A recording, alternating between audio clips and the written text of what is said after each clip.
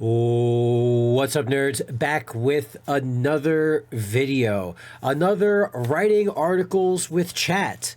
And this time we're going to be doing a little bit more of an in-depth look and a little bit more of a detailed examination of the article we've written, which, as you can tell by the description above or the thumbnail, or if you skipped ahead or anything, astrology girls are dumb.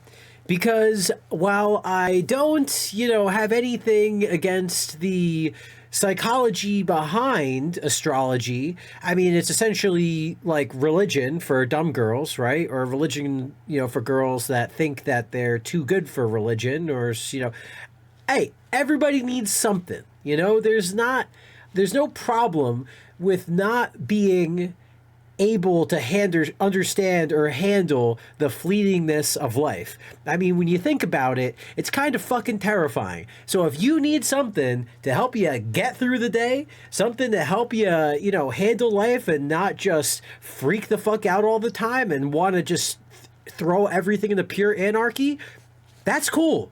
I'm not complaining about that. What I have a problem with is when you try and sit here and pretend like this dumb bullshit is actual science.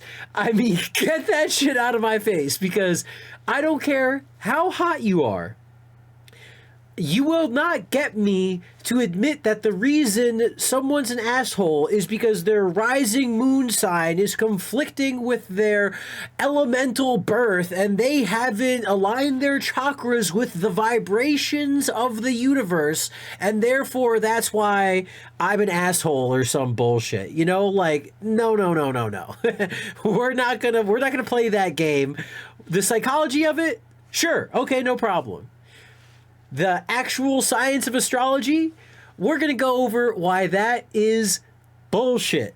And you, as a guy, should not be sucking up to astrology girls because you want to get some of that fucking fire hippie pussy. I don't know, but that's the moral of the story for this video. That's why I made this, because girls on dating apps, if you don't agree with all their astrology bullshit, they're gonna fucking not give you pussy.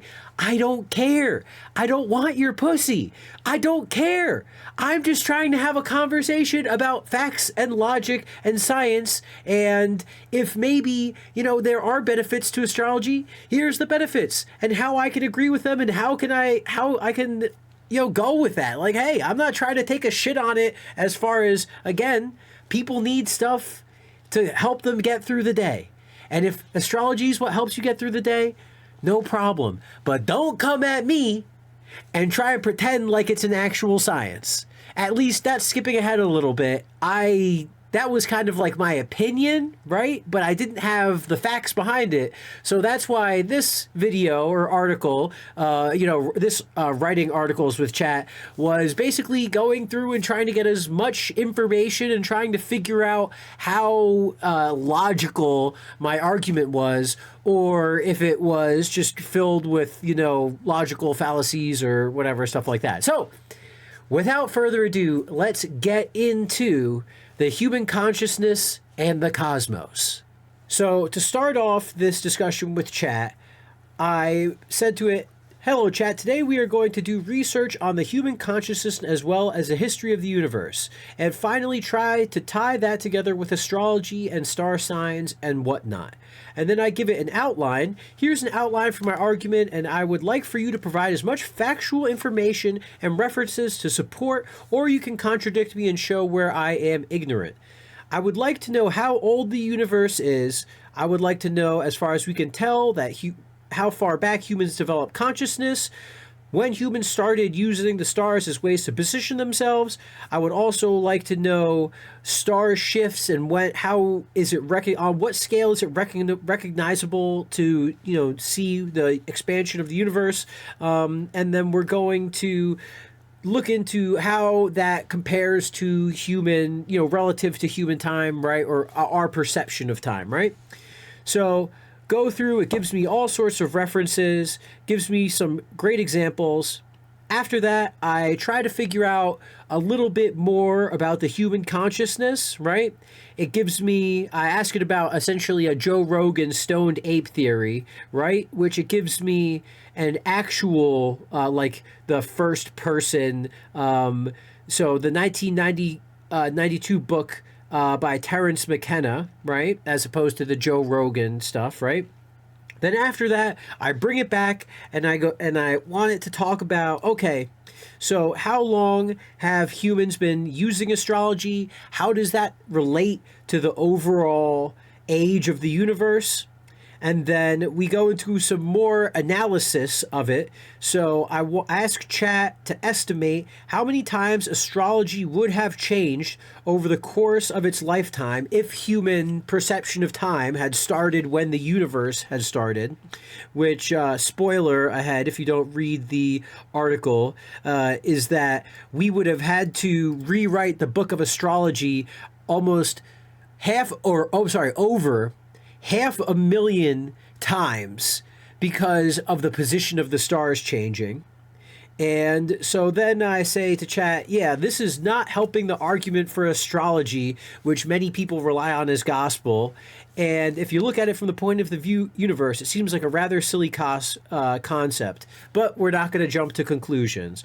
And this is when Chat kind of keys in, and it's kind of nice. It gives me a couple areas for, oh, well, okay, if it was going to be a science, or if there was, you know, facts behind it, here's maybe where you'd want to start. And so I actually answered Chat from where, you know, my opinions on where it would start.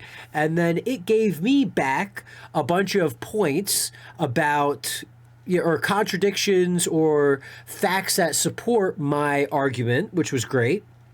And then after that, we go down, or so it does a nice analysis, actually a pretty long analysis of all of that. And then it leaves me with 3 more steps. It's like, okay, now we've analyzed astrology as a science and its validity of a science, but what, you know, just because it might not be factually scientifically correct, there surely are things that it can benefit. Like, just because it might not be a real science, it doesn't mean that real people cannot benefit from it, and it doesn't mean that it can't benefit people's lives, or people can't find, you know, again, like I said in the beginning, everybody needs something. Just because the something you believe in might turn out to be nothing, I mean, hey, the fact that you didn't kill yourself, the fact that you supported your family, the fact that you participated in society, the fact that you raised a family and all these other things, you know, those are overall, I think those are overall W's for society. So it Chat kind of puts us down that way, which is great because I, again, just like we had done before, I give it my responses to those 3 things that it presented, and then it responded to those 3 things. It gave me facts or disagreed with me in different parts, which was great. And then after all of that, we have it write the article, which is the first article that is up at the very top of this. If you're reading this online on the website, my website, if you're reading this online on X, this is where all of this, you know, information or the original article came from. And so that's that. Pretty simple, pretty quick. Again, you can go through and read all of this. You can read through the articles if this is something that you find interesting.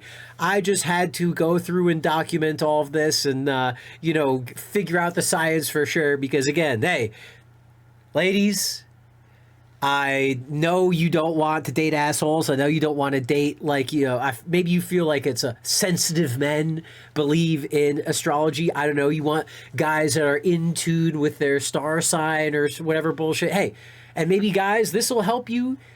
Maybe you could use this as a way. Now you know a little bit behind the curtain of why it all works out. But anyway, thank you for watching. Smoke grass, eat ass, be excellent to each other. And as always, I will see you in the next video.